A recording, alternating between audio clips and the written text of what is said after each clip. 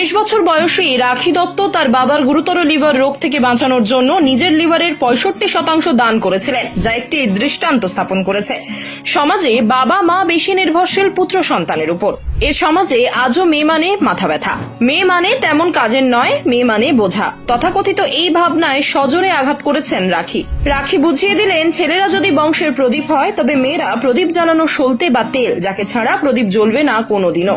সুযোগ্য সন্তান হতে হলে ছেলে বা মেয়ের তকমা লাগে না, লাগে একটা বড় মন, যে মন অভিভাবকের জন্য নিজের সবটুকু উজাড় করে দেওয়ার সৎ সাহস রাখে।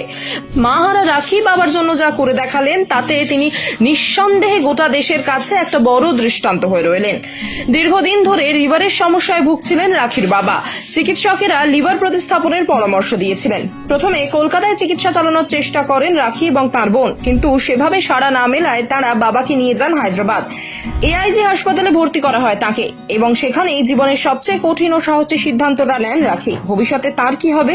খুব যন্ত্রণা হবে না তো? শরীরের দাগ কি দেখতে খারাপ লাগবে? কেউ তাকে কি আর পছন্দ করবে? এমন কোনো প্রশ্ন মনের প্রশ্রয় দেননি রাখি, বরং তার কাছে অনেক বেশি গুরুত্বপূর্ণ ছিল তার বাবার সুস্থ হয়ে ওঠা। তাই ঠিক করে ফেলেন লিভারের 65% বাবাকে দান করবেন।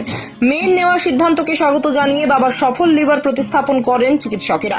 রাখির এমন পদক্ষেপে গর্বিত তার বাবা। অসম্ভবকে সম্ভব করা রাখিকে কুর্নিশ জানাচ্ছেন এর দুনিয়াও।